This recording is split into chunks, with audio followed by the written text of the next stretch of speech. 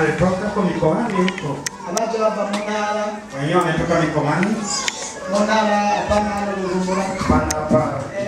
Naona ko hawaje. Pana wamekuja. Naona ko hawaje bava kule. Pana wametoka mbali. Asante.